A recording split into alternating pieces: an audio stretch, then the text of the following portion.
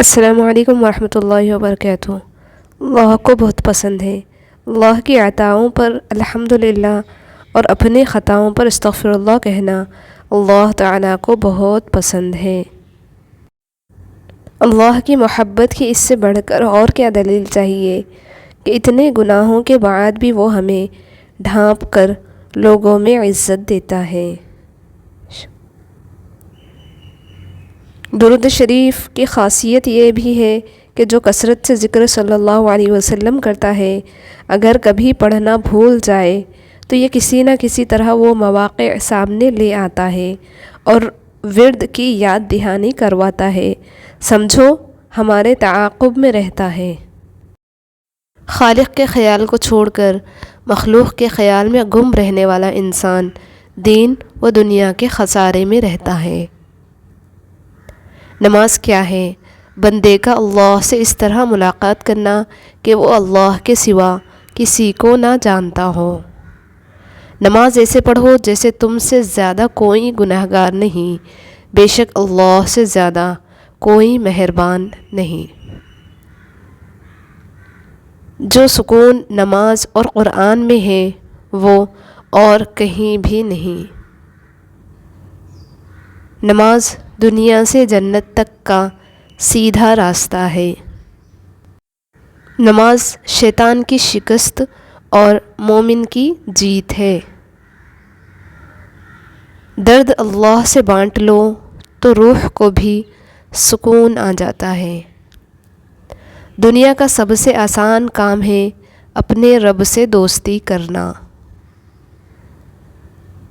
اپنے راز اللہ رب العالمین کو بتایا کریں، اللہ سے بہتر کوئی رازدار نہیں۔ شکر ادا کرنے کی وجہ نہیں ڈھونڈنی چاہیے بلکہ عادت ڈالنی چاہیے، کیونکہ شکر گزار لوگوں سے اللہ بڑی محبت کرتا ہے۔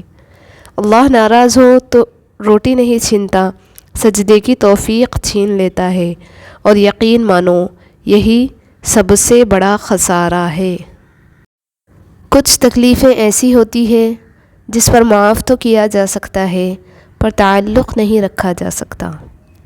لمبی امیدوں سے دور رہا کرو، کیونکہ وہ تمہارے پاس موجود نعمتوں کو حقیر بنا دیتی ہے۔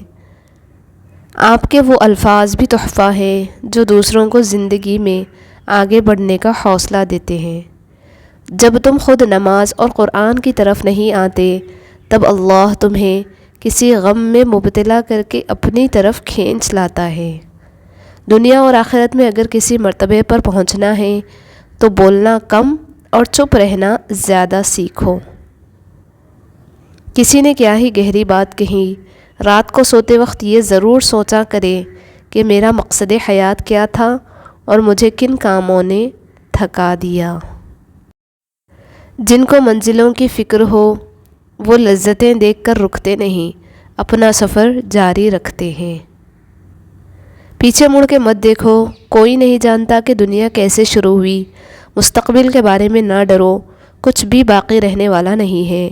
اگر تم ماضی اور مستقبل میں پھنسے رہو گے تو حال گزر جائے گا۔ غریبوں کی ہائے اور فارغ لوگوں کی رائے کبھی نہیں لینی چاہیے۔ دیکھنا یہ ہے کہ ہم نے سفر میں اللہ کو اپنے ساتھ مددگار بنایا ہے یا نہیں۔ اگر ہاں تو ہر منزل آسان ہو جائے گی، اور اگر نہیں تو شیطان ہمارے ساتھ موجود ہے۔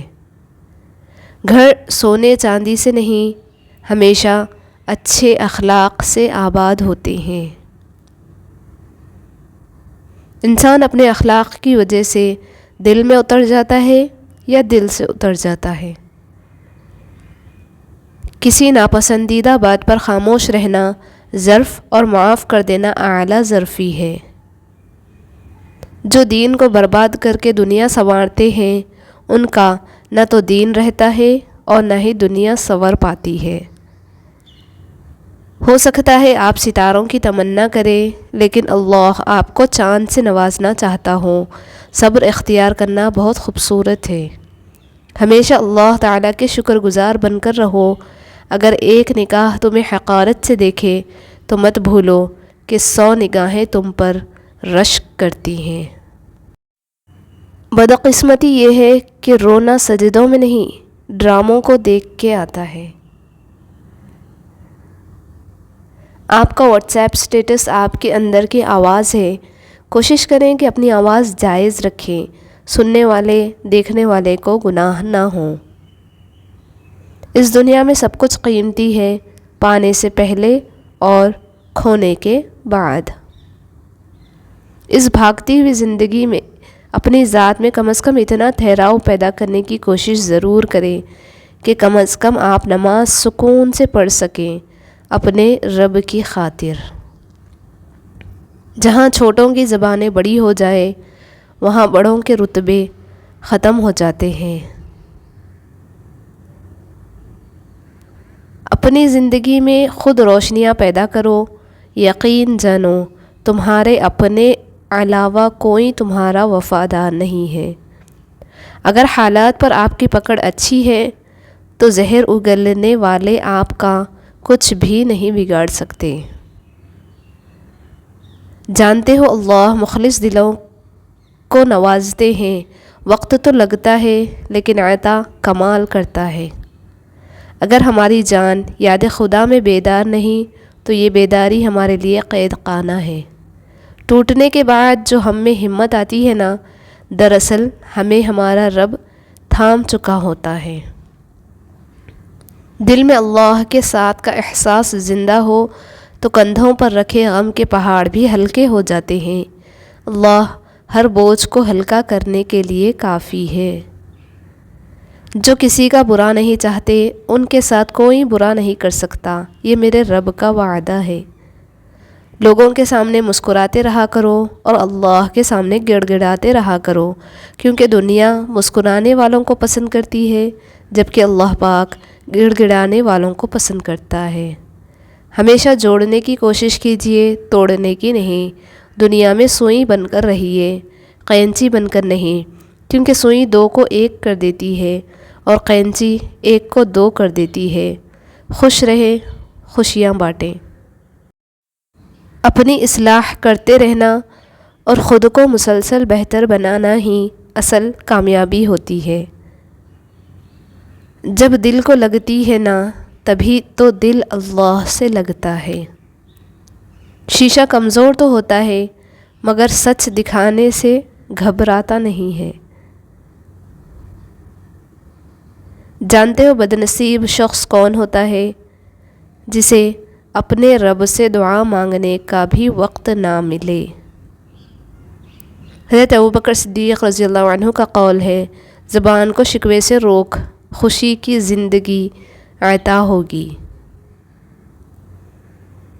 فطرت کا تقاضا ہے کہ انسان جنت بھی چاہتا ہے اور مرنا بھی نہیں چاہتا۔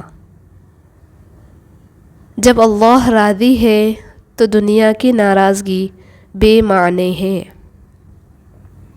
اللہ سے دعا کرو کہ وہ ہمارے دل کو اپنے قریب لائے اور اسے خوبصورت بنائے۔ نیکی کرنا مشکل نہیں ہے، نیکی کی حفاظت مشکل ہے۔ ہم ریاکاری کر کے یا جتا کر ضائع کر دیتے ہیں۔ یا اللہ ہمیں ریاکاری سے بچا، آمین۔